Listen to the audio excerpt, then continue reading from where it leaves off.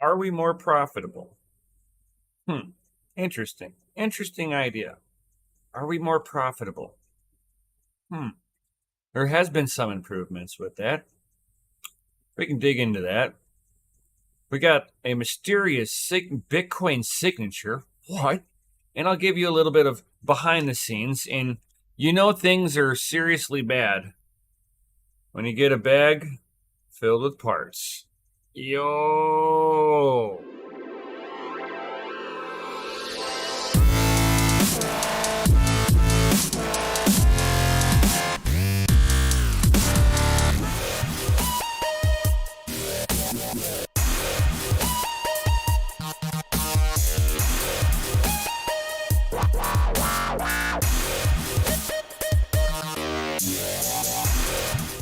Yo, crypto nation and mining family, what's going on out there? What up, what up, what up?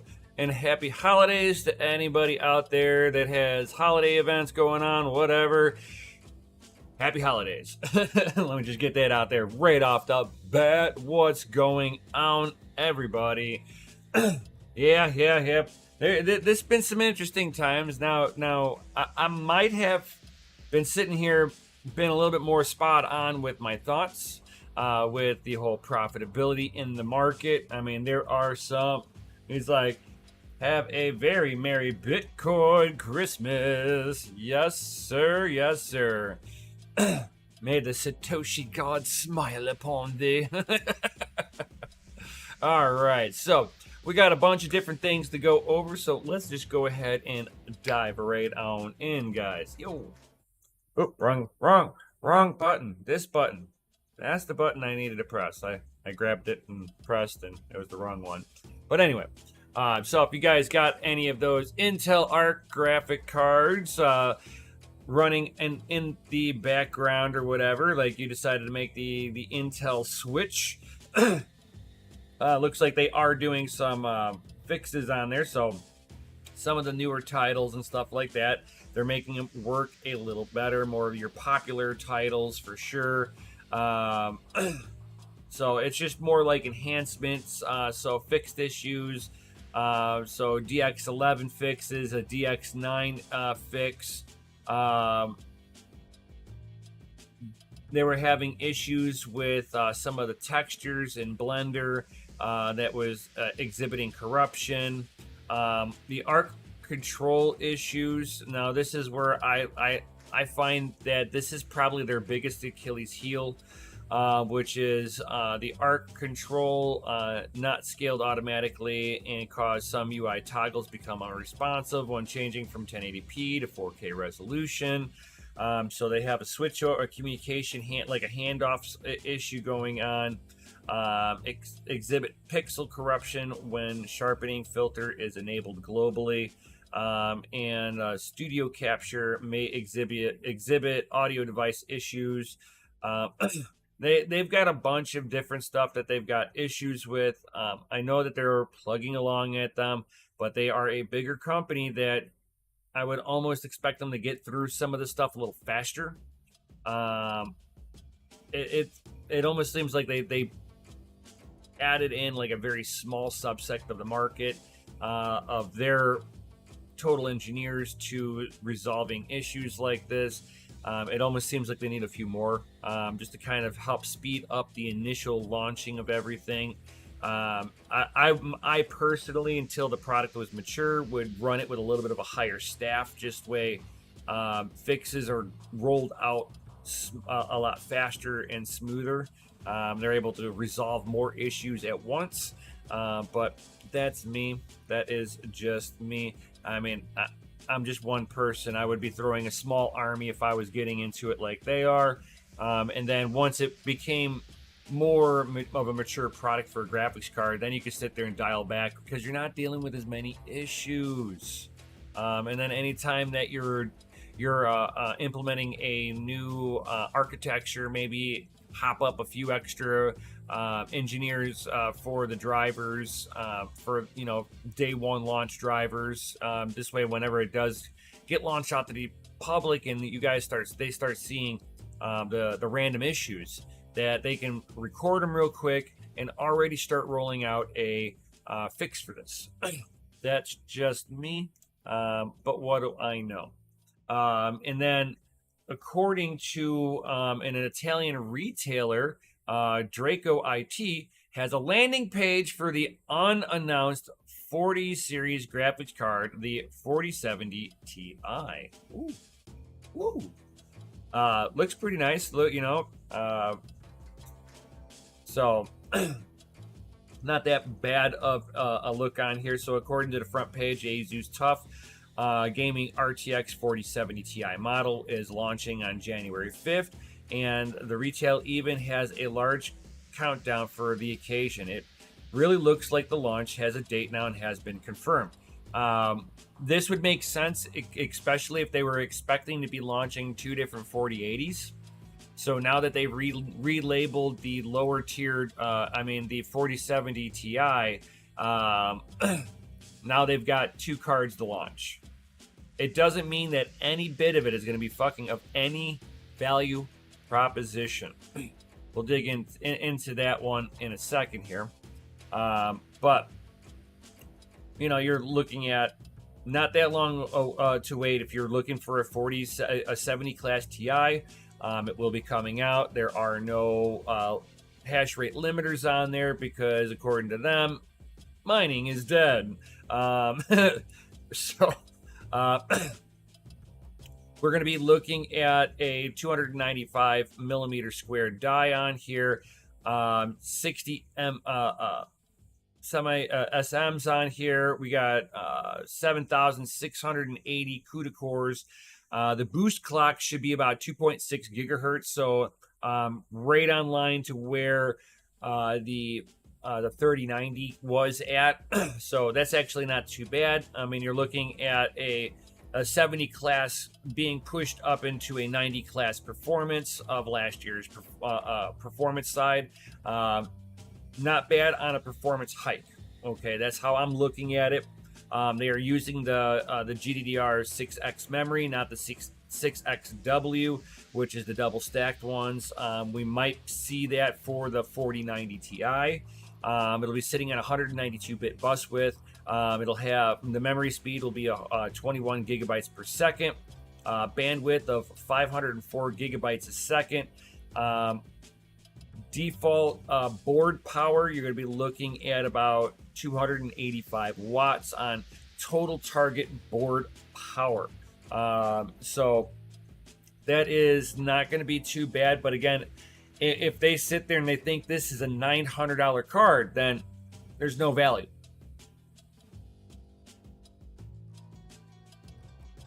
What is up, Next Level Tech? What up, Crypto Bedell?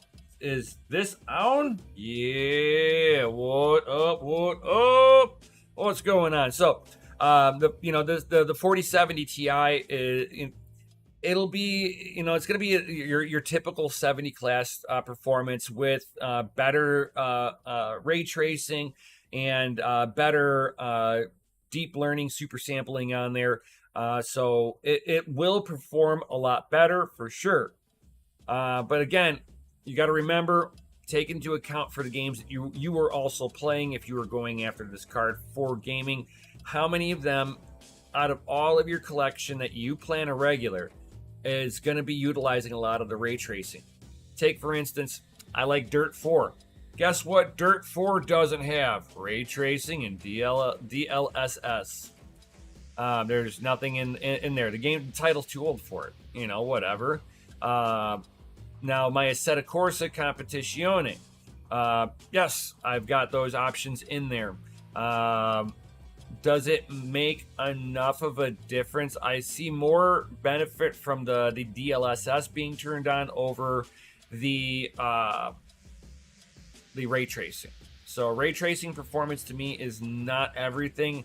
I don't need to sit there and see the building perfectly behind me off of a reflection and be able to read the words on that building. To me, that's not interesting. I want to see visually that's cool, but when you're in the middle of a game, you're not going to stop and be like, oh, what's that? Can I read it? Maybe if you're just kind of goofing around, but in the greater scheme of things, unless it's enhancing my game. Because you got to remember, whenever you're like playing a video game and you're like focusing in, you have like a 30-degree angle of focus, and then the rest of your screen is all kind of peripheral. And with that being said, then how much of the ray tracing are you going to be able to even notice overall? There's a lot of people that are professionals in the industry, and they find it hard to tell when ray tracing is truly on or off, because let's just be frank about this. Games are pretty well rendered already.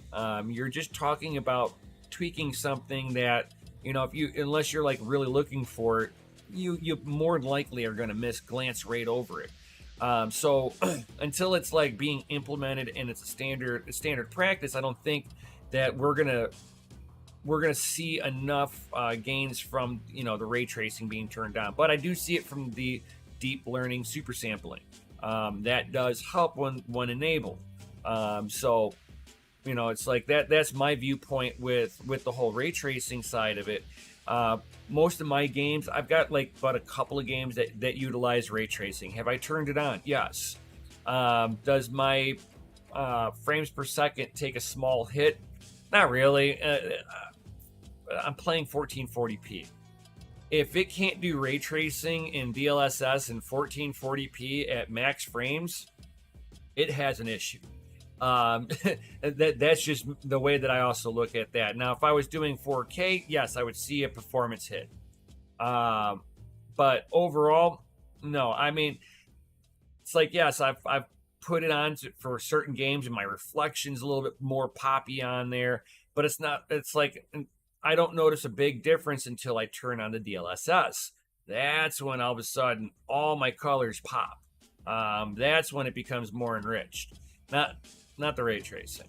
I mean, everybody else's mileage will vary on that, but there are a lot of industry professionals that don't see the difference between the ray tracing on or off. The games are just that good. But talking about that, now we are starting to see that, AMD has been lowering their prices. Whenever we went through the Black Friday here in the United States, that AMD through Black Friday had dropped their prices, right? And then after Black Friday event had ended, they just kept their prices down there. They're like, we'll just make this our standard price. We're going to lower it anyway. There you guys go, right? Now we're starting to see that same pressure being put onto NVIDIA, where they're starting to, of course, lower their prices. But this is in Europe, guys. This doesn't affect us in the United States. So they are now 5% cheaper in Europe. Now, I don't think that this is a real big savings, really. 5%, they can bite it at that point. But you're talking about an 1,800 euro card versus a we'll call that a 1,400 euro card. So you can sit there and for a 400 euro difference, you can get a better card. How in the world is a 4080, even in Europe, even worth it? You're talking 400 euro. You're already right there. 400 euro away. Put that money, if you're in Europe and you're looking between these two cards and you're like, well, I have it for the 4080. Wait the couple of weeks of some paychecks, put the 400 euro off to the side to get the better card. Get the better value for your dollar at that point. You are right there. And this is why NVIDIA cannot sell these fucking 4080s. And why AMD has just like been kind of coming up with, their sales. The AMD's been doing great through all of with the whole NVIDIA launch on this shit. NVIDIA shot themselves so badly in the foot with this that there's literally no value in an 80 class GPU anymore. Your 60 class, your 70 class, and your 90 class are your three value ranges for NVIDIA now. And realistically, between a 60 class and a 70 class, they're pretty tight too, guys. So you're really looking at a 70 class and a 90 class being your true value propositions. But even then, I would say that the 70 class is still going to be over fucking priced. Let's be real about this. And as long as AMD is able to deliver a good card, because AMD has always been for the mid-range PC builder. You know, guys that wanted a good performance, but didn't have the baller pockets. You know, they didn't have the deep pockets to be able to spend, to be able to buy the best of the best of the best of the best of the best, just because some reviewer said it's the best. They targeted, gaming enthusiasts on a budget.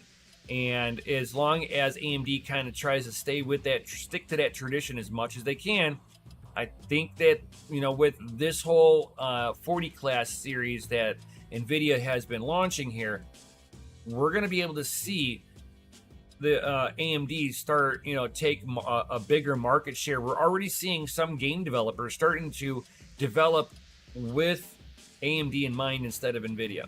They have dropped NVIDIA with this whole 40 series launch. So we will start seeing more of a market share, I think, for the first time in a while.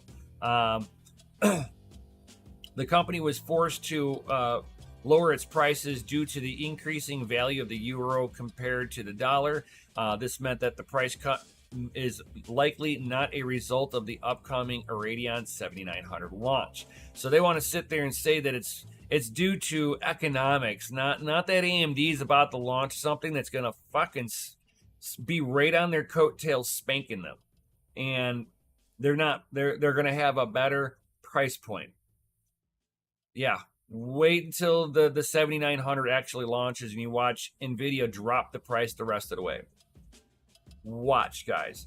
I remember a time before when MSRP was something that retail never wanted to hit. They always sat there and said, look, we're 25% under MSRP. And now for the first time, we are selling at MSRP. And they're like, look, we're not any higher than MSRP. That's bad. That's bad news, Bear. And AMD has been a little bit more friendlier to people through their hardware that they offer. And it just kind of makes me more lean towards the whole AMD lineup for, any future builds that I may do for myself.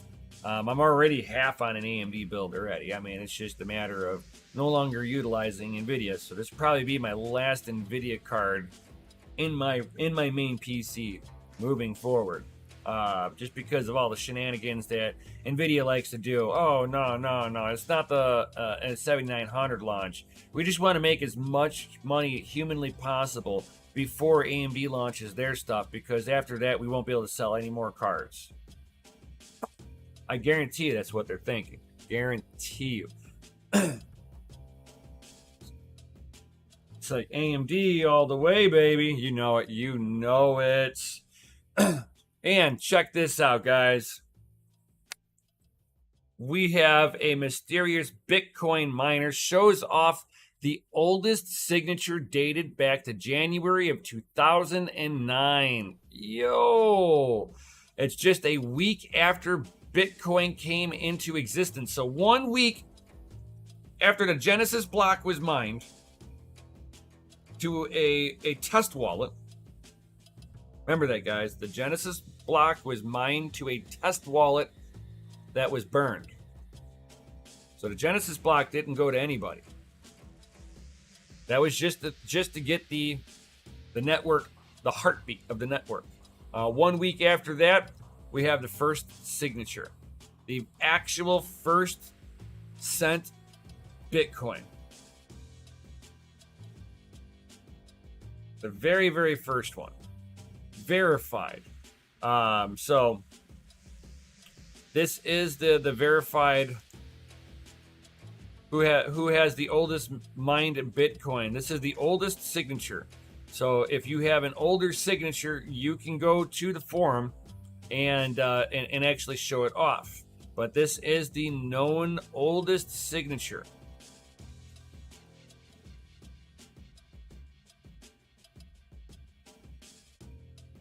That is an old bad boy right there, man. That is OG, triple OG right there. Uh, Compatible with SegWit Bench 32, beginning with BCH1. This is the only one the internet can do right now. All others can only handle legacy addresses. So this is the person on the Twitters. Is one signature, guy named Andy. I like his little logo there. Don't trust anyone. Very, very fitting. Very, very fitting, guys. So Cointelegraph confirmed that the address used by the mysterious poster holds no balance. The relevance of the signature dating back to the Bitcoin Genesis period confirms that the people involved with building Bitcoin's legacy kept a close eye on the ecosystem while feeding the general public's curiosity from time to time. Despite of the decade-long regulatory hurdles and prolonged bear markets, Bitcoin has managed to always come on top. However, the falling Bitcoin prices have added stresses to the mining ecosystem. That is 100% true. Talking about mining ecosystems, we've had officially the biggest difficulty drop margin since 2021, fellas. Yo! So, everybody, if you are mining that sweet Bizity Bitcoin, you just became 7.32% more profitable. Yes, more profitable. So everybody should be, anybody who's actually mining on Bitcoin, no matter what hardware you're using, you should be earning more Satoshis now. Yo, that is huge, guys. Freaking huge. So we have the hash rate went from 264.18 exahash to 245.1 exahash, according to the data from BTC.com. Bitcoin's mining difficulty automatically adjusted to the amount of the hash power available to the network, essentially controlling the rate of which new Bitcoin blocks are added to the chain to an average of 10 minutes. So basically what was happening as the miners were pulling off of there with the difficulty being really high, the miners that were left, it was causing the Bitcoin block time to start getting a little bit longer. So it was averaging more than 10 minutes. So in order to average out that 10 minutes, it needs to pull back its difficulty in order to let the difficulty match the hash rate for the security and the payout wise. Otherwise, more people will pull off of the market until the cohesion matches up of rewards to the difficulty.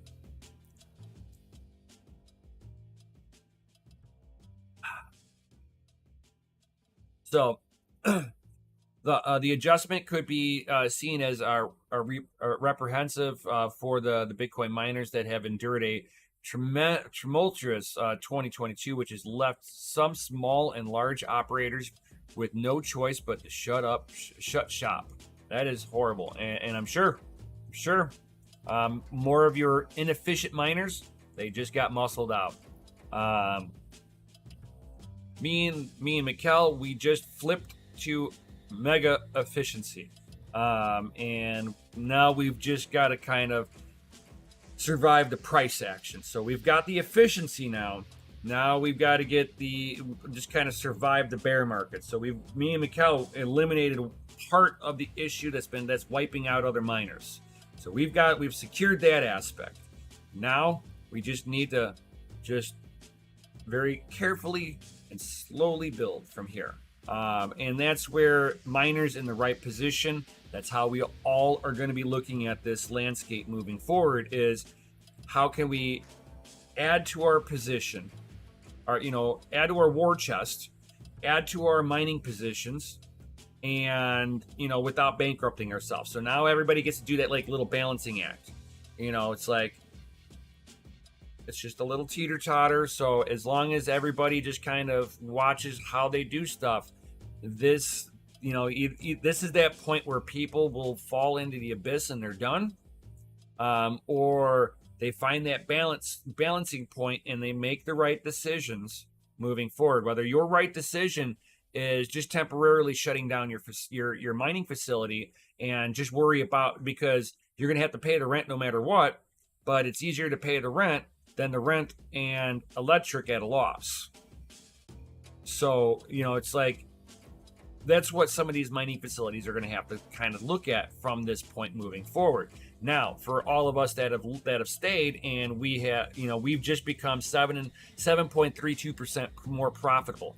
That will put some miners back in the profitability where they were contemplating shutting down. Now, that might have just stuck their head above water just a little bit to where, okay, as long as I make the right moves, I'm not going to drown, right? So I hope to anybody who is in that position that this 7.32% difficulty drop just put your head above water.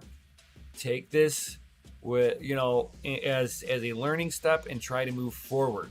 Don't let yourself get below water. If you're a home miner, that's a little bit easier to deal with because you can only run so much equipment at your house. You're going to pay that electric bill, no matter what. It's easy for you to shut it down temporarily and hold it right there because you know what, you have a job, and you're still going to go and pay your mortgage. That doesn't affect how your mortgage is being paid. And then whenever you shut your rigs down, your wife's going to take a really big, deep breath that the electric bill isn't through the roof. So, you might have to make some decisions coming up here, but it does look like as more people are making these decisions, difficulties across a lot of different networks are dropping. There are more and more miners that are shutting down. You'll have little insurgents of miners turning their stuff back on, turning them off, and they'll go through little cycles during this bear market. This part I have seen before. Through 2018, you would see people, oh, it's a little profitable today. Oh, it's not been profitable for a whole month. Turn it off. And here I am just chugging along this whole time. I never turned my stuff. I didn't even think about it. When we went into a bear market in 2018, I rarely looked at the market. Unless somebody said, hey, the market's red. And I'd be like, oh, wow, that's a big dip. Do I have $100? Because I would be like, I'll buy the dip, That's just how I ran my show, and it worked out for me very well. And I've been implementing the same thing. And for me, it just started working out pretty decent. So now I've got a little bit of a breathing room here and I feel a lot better. Oh my gosh. So it's like, I think as we come in towards the end of this month, going into next month, I think more of you guys are going to be in a little bit of a better position, believe it or not. When the ETH merge happened, I set a minimum of 2 months. Whenever that 2-month minimum hit, I reevaluated. I was like, we'll probably be holding on to this the double bear market here for mining until the beginning of next year. Well, here we are towards the end of the year, and more people are shutting their rigs down. More people are just getting rid of their stuff now. It's starting to look like the market is starting to work itself out to where the people who are purely speculatively mining here going, I'll just mine because everybody told me to, are now going, the fuck am I doing mining through this? I'm losing more money than I'm actually gaining. No, I'm done. So it's like, I hate to sit there and be like, turn your rigs off, but if you have to, turn your rigs off. Don't sit here and beat yourself up and lose gobs of money out of your pocket. Bear markets are for people who survive bear markets are ones that played it smart. This bear market is not the same as 2018. This is worse. So I'm not surprised if people have to just turn their stuff off temporarily. Take that same money that you would be using for your electric and just put it into, just buy Bitcoin directly. It's like, don't miss out at the same time. Don't get me wrong on that one. Do not miss an opportunity. Bear markets are opportunities. But this particular bear market for mining wise, it sucks. It's sad. I mean, your dollars would go further buying Bitcoin than it would be to mine. Especially if you're a home miner. You might have a really good electric rate, but after your fees and taxes and everything, you're 11, 12 cents a kilowatt hour. Us at the facility, me at the facility, I can offer you 8.5 cents a kilowatt hour all in. It's a lot better.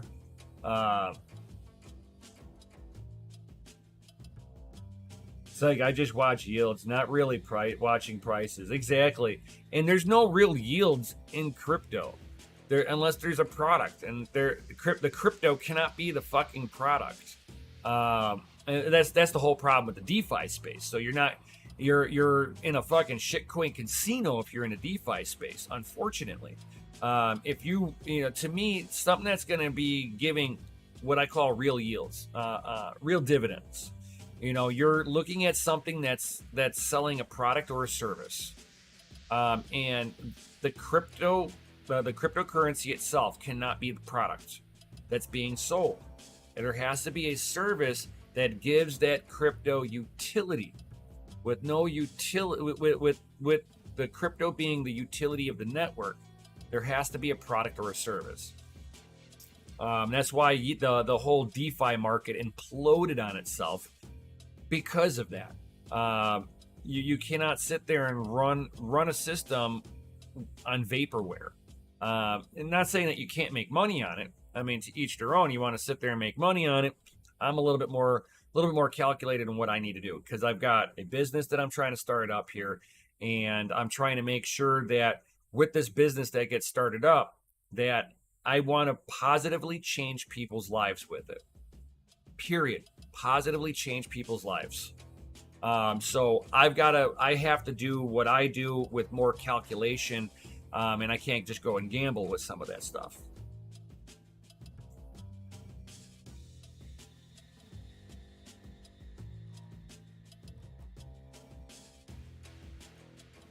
Exactly. I will agree with that one too, Censored Crypto. It's like, yeah, for sure. I'm not mining some new shitcoin endlessly because I can make 100,000 coins in my bag every day. I have standards. My man. I agree with that 100%. 100%. That's one of the reasons why it's like, if I'm gonna sit there and if I'm gonna support something, it's gonna have some kind of utilization behind it. What's the product? What's the service? That's why I sit there and I kind of support a little bit of the Flux network because of the wallet that's sitting there. That wallet's a really good product. It's something that everybody's utilizing. Does the Flux token need to be powered up behind it? Not really. But it is what it is. But at least that has a product that it is actually able to sell, because it inside of the Flux Core wallet, you can sit there and pay for an upgraded wallet. I like that idea. Some people some people will be like, oh no, it's still a shitcoin, it's not Bitcoin. But at least there's a vetted product there. Is it perfect? No. Can it use some? Does the Zelcore wallet use some more refinement? Oh hell yeah, 100%. But for something that's operating on a shitcoin, it's at least got a product. It's not just some vaporware. And I love the guys over at fucking Ravencoin, but their shit's vaporware.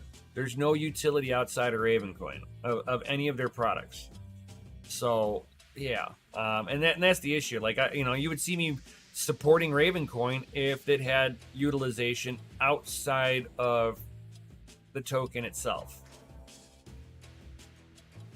So I mean, there are some things, and talking about like mining 100,000 shit coins in your bag every day. Well, LOL Miner here has you covered. So if you want to be able to mine Caspa, which another shitcoin, really no utilization. It's just a fucking mine. It's one of those, to me, one of those mining coins that just be mine to mine. But yep, they can get they're going down the route of making it more power efficient for the same amount of hash rate. I like the idea that LOL Miner is still innovating with their own software. Awesome for them. People are wanting to mine Caspa. That's on them. If you guys want to be utilizing that, LOL Miner, if you update to the newest one, you will get further improvements. So the update brings, let's see here, further improved performance. That because of the new feature, it gives the access to the miners for optimizations of their GPUs. There was a quick, they did a quick test on there, and they were seeing about 4.5 to 5% on Pascal. Let's see here, 3 to 4% improvement on Ampere and Turing. AMD and Big Nami in terms of performance. It's like there was some noticeable updates with that, noticeable performance. I mean, you're talking, anywhere from 4.5 to 5% or 3 to 4%. All right, you got my attention. You have my attention. It's like Caspa has more going for it than a lot of these other shitcoins, though. Just focus on the transaction times alone is valuable. To me, transaction times mean nothing. There are trade-offs whenever you do. Okay, so it's like I'm not sure exactly how familiar with software you are, Censored. So I'll do the most basic rudimentary way. Think of software into a triangle, right? You have speed at the top, security, and size of data that could be transferred, right? The amount of data. And you fill that into a block. So if you go to speed, you can be speed with a low volume in there. That's Ethereum. You can be speed with less security, which means that with the less security, your trade-off is you got to make it more centralized so that you can make sure that if anything goes wrong, you can put the brakes on the system and stop something from happening that's not supposed to. Or you're going for mega security, which means that, again, you're not going to have a lot of data that you can put in there, and it's not going to be fast, but nobody's ever going to crack it. And for the longest time, people were saying that's Bitcoin at the top there, and not so much. A 10-minute block time, yes, it's slower than a lot of others, but the caveat to that is the Lightning Network. Lightning Network is instantaneous transactions. I literally can hit send, and you're talking a half a second, and it's already confirmed. I mean, literally, bink, and done. I spend a lot of stuff on the Lightning Network. That's where I primarily do a lot of my transactions is on Lightning Network. And again, that's, instead of sitting there and trying to make a competing protocol, they should, if you've got a speed solution, then you should be going over to the Lightning Network and helping the Lightning Network get even faster. But the Lightning Network's already pretty damn fucking fast. You're talking seconds. So it's like, and when it comes down to Ethereum itself was just fucking a scam platform. It's like, you're a little bit newer around here, Censored Crypto for me wise. But I am less like these projects, these other shitcoins, they've got to make a valid reason that they exist. Speed is not one of them to me. Doge is fast. Yeah, Doge is pretty damn fast too. Litecoins pretty damn fast, and the fees are low. You know, I mean, there are many solutions out there, but there's only one Bitcoin. And I really, again, it's like if the ecosystem, to me, the ecosystem for a particular project, okay, I have to be able to easily get into that ecosystem. For instance, for me, Engine Coin, right?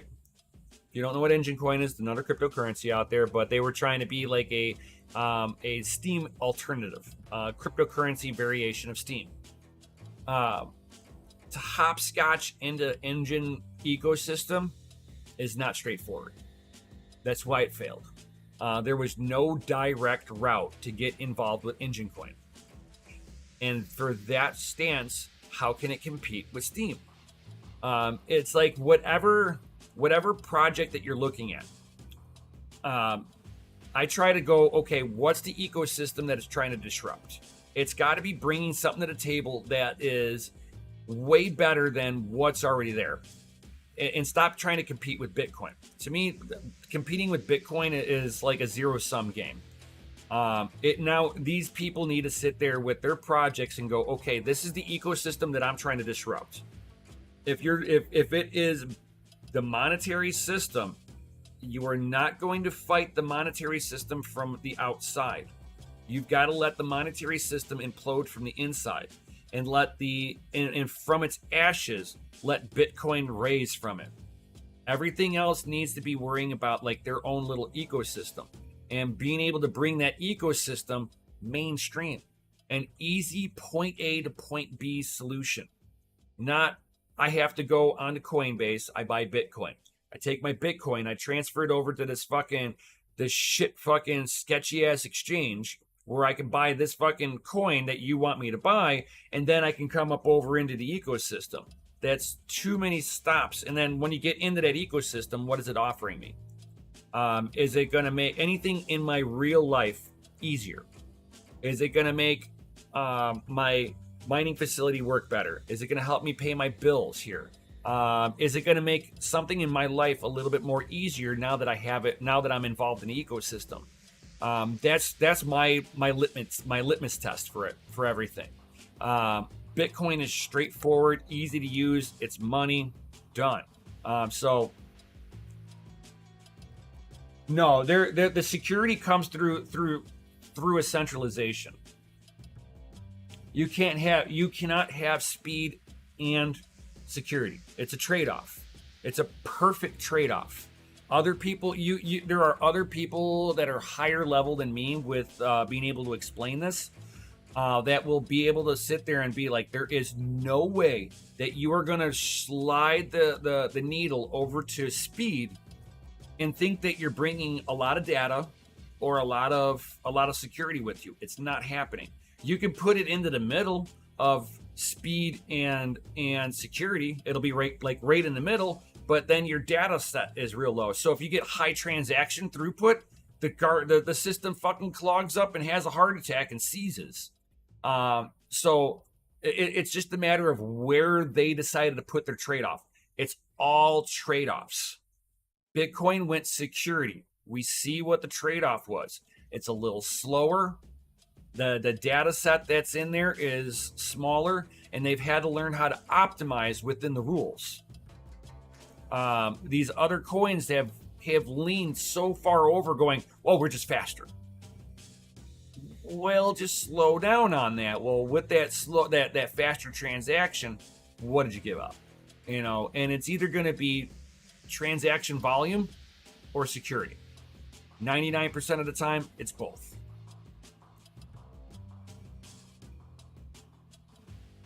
It's same thing with Ethereum. What was the first app that got put onto Ethereum that broke it? CryptoKitties.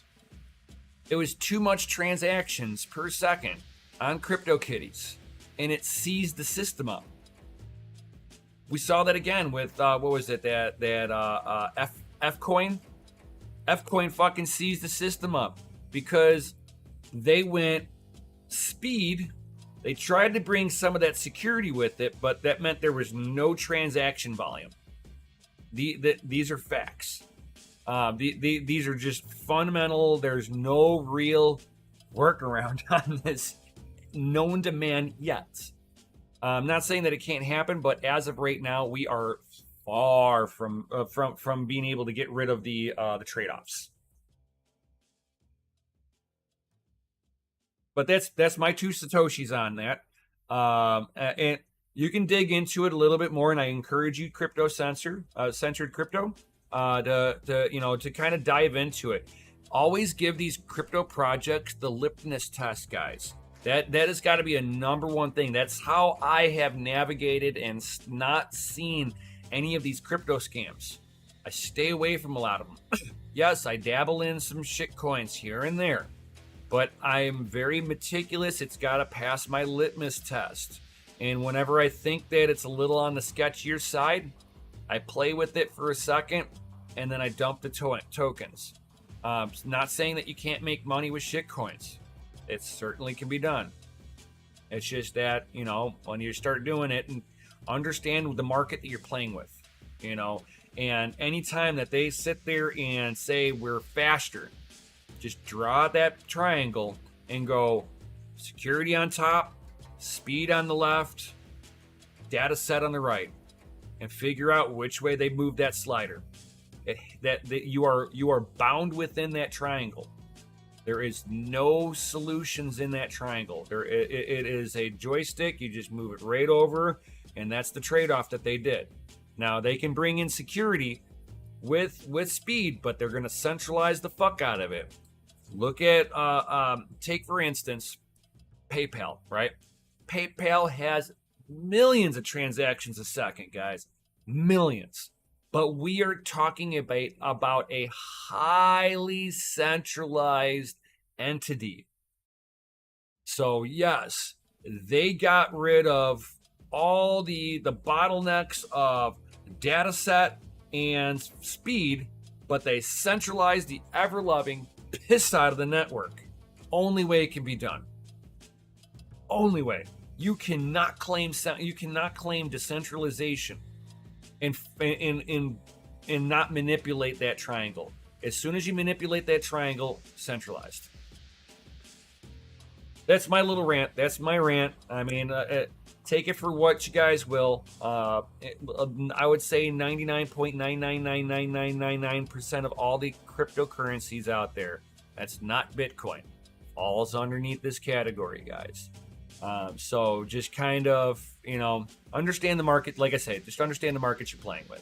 Outside of that, have fun, dude. I mean, the technology's out there to be played with, but just, I got $5 into it. Oh no, they rug pulled me on $5. That's a little bit more stomachable to be able to play in a market than, oh my God, I put in $1,000 worth of Bitcoin. That was my savings, my savings for the last 8 months, and it's gone. That hurts. $1,000 to you when it takes you 8 months to save it, it is a life-changing event. So that's kind of where my caution I always give out to the wind to everybody playing into the cryptocurrency industry. And it's like when you're putting it into Bitcoin, that's like the safe bet. Everything else, you're gambling. Even Litecoin, you're still gambling, guys. It's still a shit coin, and it's something that I hold on to. And I've sat there and chit chatted with Charlie Lee. Charlie Lee is a good fucking guy, fucking cool people. I've sat there and chit chatted with Fluffy Pony from the old lead dev from Monero, the inventor of Monero. Fucking he's Ricardo. I'll never be able to say his last name, but Ricardo. He's Fluffy Pony, Monero. He's a cool dude, really nice, very smart guy. Understands security like you would not believe, but. And he's a true OG cypherpunk. True OG. And they're still shitcoins. At the end of the day, they're shitcoins. Do I think that Litecoin and Monero are gonna just turn into vaporware and disappear? Probably not. Probably not. It has its mark in the ecosystem, just like Tether does. There are certain things that are certain products in the market that the market has spoken and sees value in, that product will not go away. Outside of that, just kind of be careful with that. Be careful with that stuff. And then, guys, if you are mining at home, right, and you are at that, let's say that 11 cents all in range, and you were like, hey, I've got a couple of 1070s, I got like 8 1070s and a one singular 1660 Ti, right? How bad are you out of profitability? Actually, not too bad. You're gonna be sitting there chasing some like fucking shit coins because like it is older hardware architecture, guys. So you're gonna be looking at TerraCoin, Swapcoin, Bitcoin Gold, BitTube Cash, and then you can do Zellhash, or Aeon. So Flux actually, if you look at the Flux on itself as a whole, you actually get a little bit more earnings because of the parallel assets that are offered out in the Zelcore wallet. So as you're mining this, you are earning other parallel assets. So I would say that you are actually probably about 30% higher on your profitability margin. So if I were to take a calculator here real quick, and we're like, let's see here.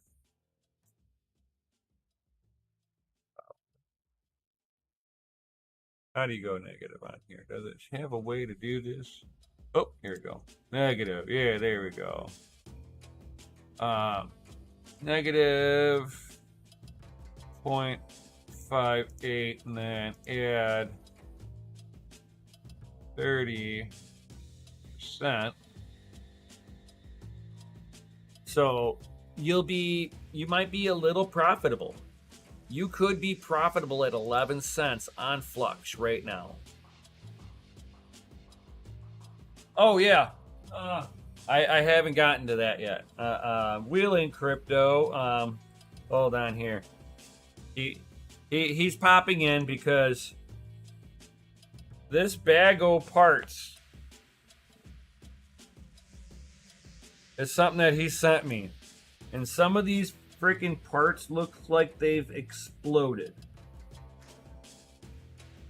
I'm not gonna lie. Some of these look like they're like the pads are melted off. He gave me some parts boards that have some of the components on there that I may or may not need. A set of RAM, just in case, because he's left a CPU in here, just in case I'm successful. I can test it a little bit here. But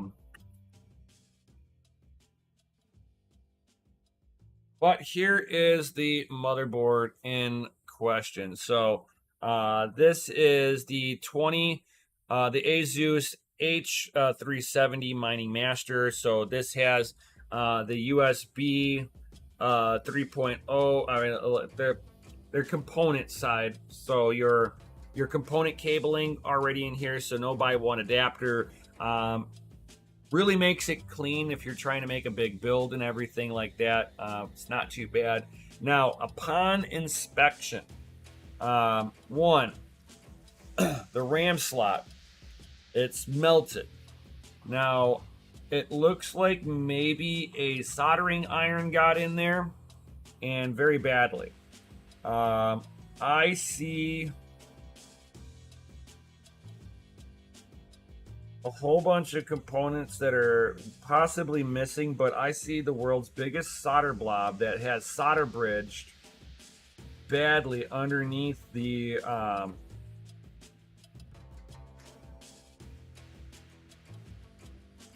Oh, wow. I didn't even like look at it like this at a side angle. I just saw the solder blob on there.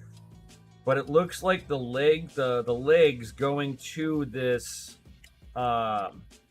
RAM slot here are like all soldered together. So I'm gonna hope that I can get some of this off. I have already just touched the board and components have fallen off. Some of this stuff looks like it's been burned. Oh, I see another component there. There are so many things that have... I really don't know what to say about this.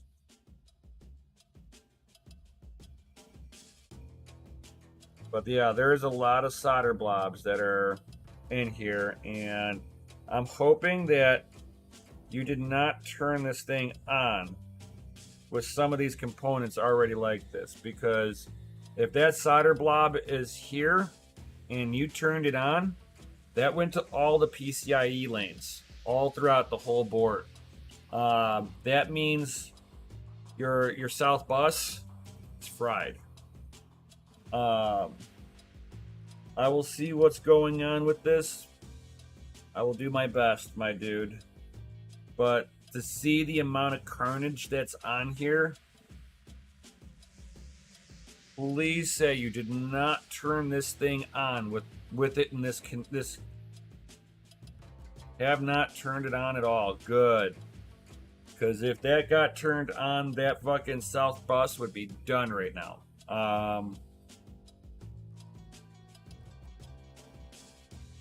I don't know, but it looks like there was a soldering iron in here at one point. Stuff that... Make a video of you fixing it. I will make a video of me attempting to do what I can for this. But like I told Wheeling Crypto, there's no guarantees that I'm resurrecting this board. I'm merely going to try, because this is a lot more carnage than I had originally expected to see. So we shall see what I can do. We shall see. I see some stuff that I might be able to do here. But yeah, I'm hoping I can bring this back. We'll see. We'll see. I'm willing to take a look at it. I'm willing to try. That's all somebody can ask of me. I will try.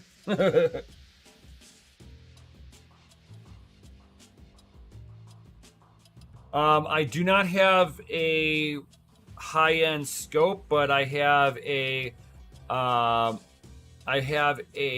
air station, and I have a Hakko soldering iron. So I've got some really good tech stuff on there. It's just a matter of being able to resurrect this. With the smaller components like that, what I find sometimes is you're still going to go in there with a little bit of a soldering iron just to kind of touch it. But I've got really, really fine point soldering tips on here. So I should be able to get in there, hit it, and try not to melt anything.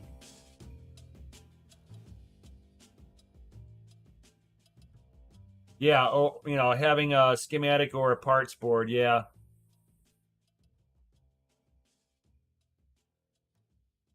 I do have jumper wire, but it depends on, again, I have to know where the other end of that bridge where the other end of that pad goes. If a pad is missing and I've got to fix a route without a schematic, well, I'll take a look at the information that you sent me to see what I can figure out. I haven't had a chance to look at that, but I did grab everything. But yeah, I mean, some of these parts in this bag, dude, they look freaking melted.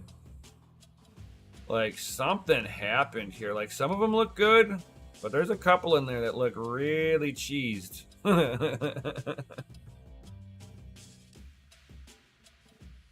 But like I said, I will attempt this. We will make video on this. It will be epic. It will be fun. I swear, guys, it'll be fun. So I'll get my camera set up on there. I'll get my I'm gonna try to set my camera up kind of like a scope, so I'll get it like really tight so I can get up underneath there and use my DSLR camera as my scope. I've been able to zoom in on pretty tightly, so my viewing lens is pretty decent on it. So we'll see how that goes. I mean, I can see all the components. That's not the problem for me. For me, it's more making sure that the pad still, like the soldering pad still exists, and I know where it's going. Because if any of those pads happen to go up underneath that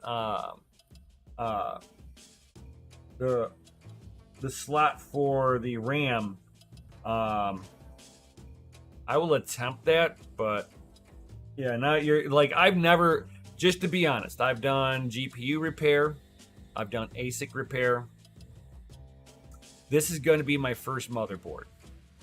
I have never had to, I've never seen a motherboard die outside of, like, you know, pin damage.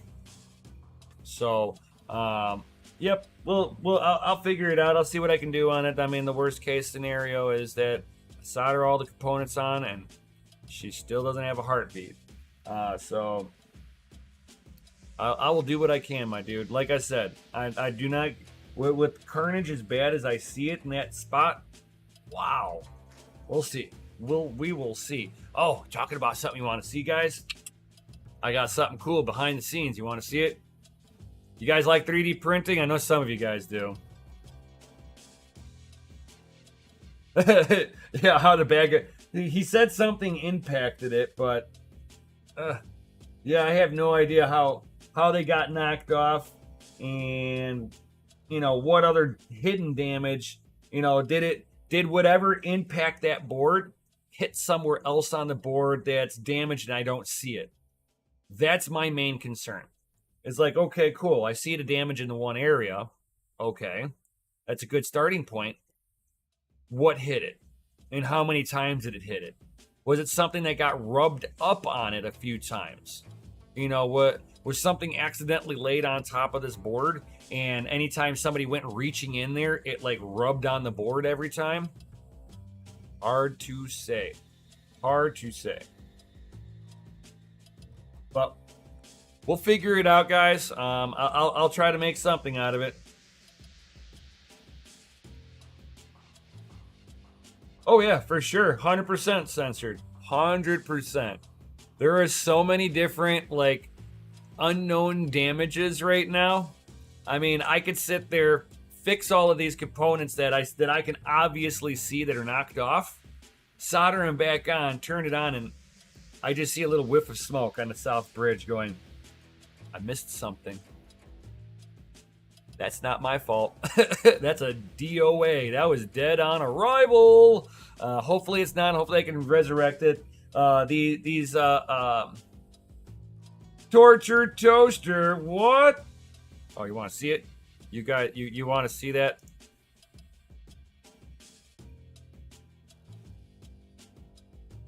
Yo! I could probably make that a little bigger. Hold on here. Let's see here. I can make this full screened, I think, or at least a lot bigger. Let me load this up. I'm loading up Cura software, which is the slicing program that I use for my 3D prints, and it also interfaces with my camera.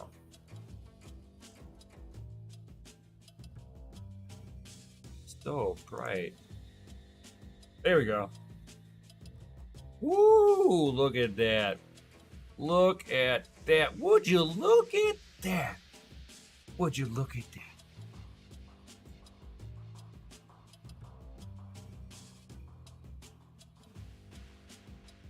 Would you look at that?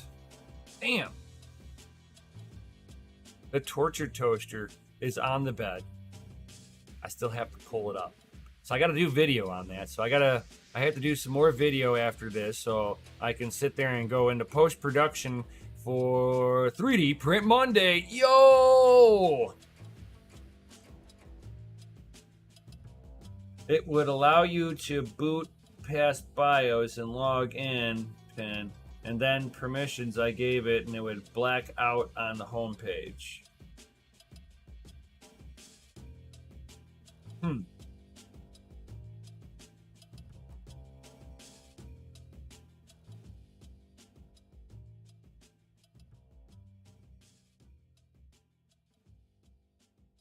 And when did you boot it, Wheeling? Did you boot it with looking like...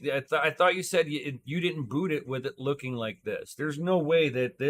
The way that I see it right now, there's no way that that thing would have booted.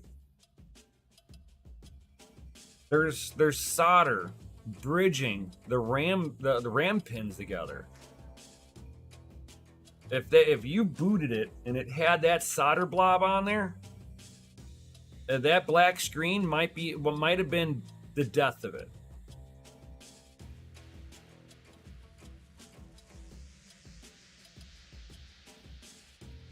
I know, that's what I'm thinking. It had to have. There's no way. It's like you had an Ender 3 Max. Only ever used it a couple of times though. Nice. I've got an Ender 3 V2. Highly modified. The only thing I don't have is that I've thought about grabbing is the Max, the extruded aluminum for the Max, just because it gives me a higher reach, so I get a taller print bed area. I've thought about doing it. It's a simple, cheap upgrade. It might happen here. It might happen, guys.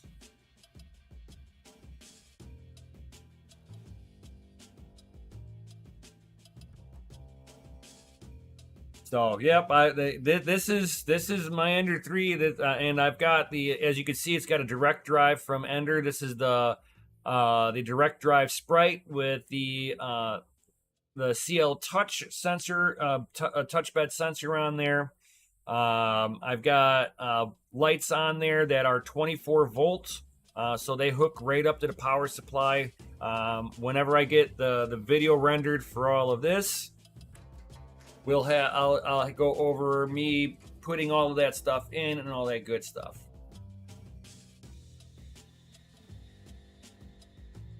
So does anybody have any other comments or questions before I head up out of here, my fellas?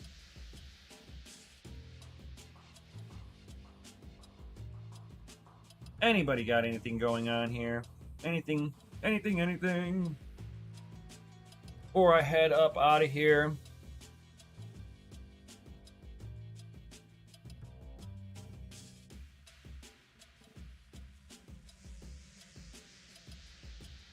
All right, well, since nobody has any other comments or questions, guys, drop some FAs in the Chizity chat.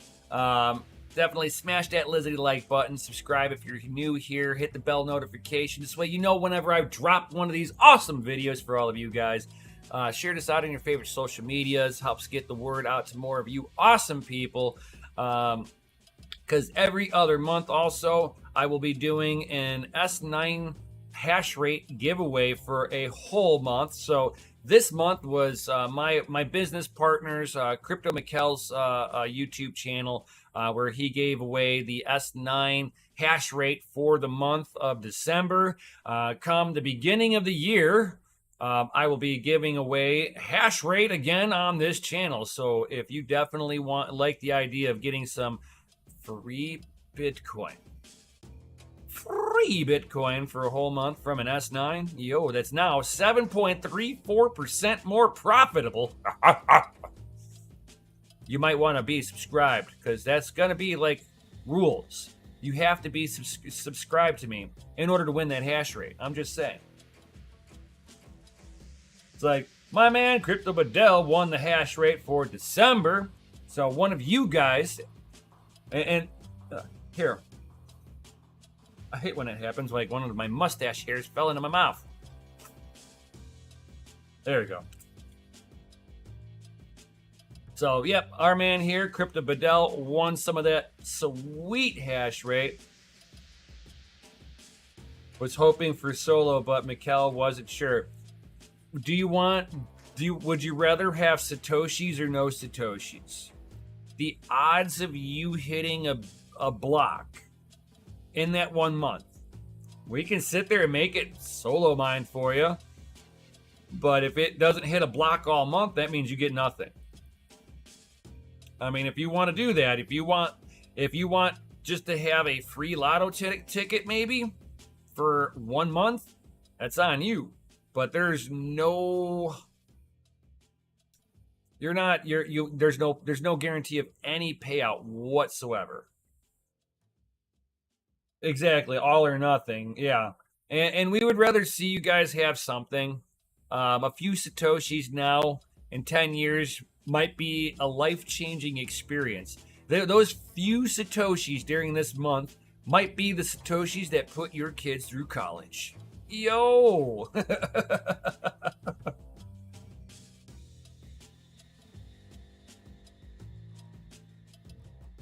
So, all right, fellas. I'm going to head up out of here. Thank you, everybody, for being here. Definitely smash that Lizzie like button, subscribe, hit the bell notification, all that good stuff. If you are into gaming at all, I do have a Crypto and Hot Rods gaming channel, or it's Crypto and Hot Rods on Twitch.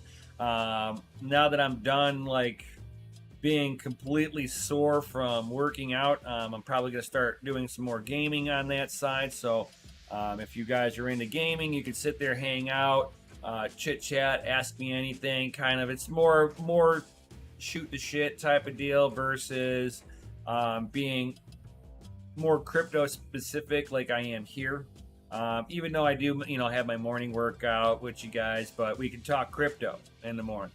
And then occasionally I do bring a game onto here, but I tend to push it over onto the other channel a little bit. So how often do I stream on Twitch? Whenever let me just put it this way. Since I started working out, I've taken a hiatus from gaming for a little bit because it's been 20 years since I've been working out. So every time I work out, my body was hurting for 2 or 3 days. So it's hard to sit there and play it. I play a lot of sim racing games, so it's hard to sit there and be holding onto a steering wheel for like an hour's worth of gameplay when your lats on the side here are blowed out, your shoulders are aching, you did a bicep pump that was just like you're still feeling it 2 days later, and you're like, oh god. So now that my body is like recovering from the workout sessions a little bit easier, I would like to start doing it at least every weekend. Probably minimum at least every Sunday is where I'd like to have it. That's usually where I used to push it to, but I was doing like 1 or 2 games during the week and then Sunday too. But with the facility and everything, with working out, I don't have the morning to sit there and game like I was. So I'm going to push it back to the weekend, do some weekend gaming like I used to. It'd be a lot of fun. So I would like to start setting it up to at least every Sunday, minimum. Thank you, Crypto Censored. Or Censored Crypto. I keep on wanting to say your name the other direction. Don't know why. Sorry about that. But Crypto Censored, Censored Crypto, thank you. Thank you. Always can use the followers. Always. And with that being said, everybody, I will be heading up out of here. How is the family mine doing? Ooh. A tough little question right before I leave. We're doing good, guys. The Family Mine LLC is doing great. We just qualified for industrial power. Something that I've been waiting for forever, guys. As you all know, been waiting to qualify for this. So moving forward, guys, we are good to go. I no longer have to worry about the electric. Have you had any more power issues? Actually, no. We got brand new fuses in there. No problems. None whatsoever. And I've got all the same equipment running. Just saying. So with that being said, guys, yeah, we're doing great. If you're part of the Patreon, we might be doing a little something for giving some of the Patreon members some updates from behind the scenes here soon. Because for our Patreon members, the only thing that I'm like, I just need to get more power and more fuse panels in there, and then I can start bringing on more of you awesome people into the facility. Yes, Crypto and Hot Rods is rated F for fucking awesome. Yo, drop those FAs in the Chizzity chat, guys. I will be definitely giving you guys some more updates as from the facility as they come. I probably won't be going back out there. Probably not until next month, I would say. Next month, or if I'm not really needed next month, then I'll just plan until the next big event that goes on down there. I'll definitely want to go out there and go out to the facility, even if it's just for a day or so. Man, I have to be able to touch my rigs every so often. I feel like I'm withdrawing over here, withdrawing from my hash rate. So everybody, drop those FAs in the Chizzity chat. Thank you all for being here. Thank you for showing some of that awesome support that I love from this awesome, amazing community. And with that being said, if you guys if you're new here, links down below. You can join the Discord. It's free. If you would like to get VIP access to the Family Mine, think about joining the Patreon. Get into the Pseudo Hasher tier.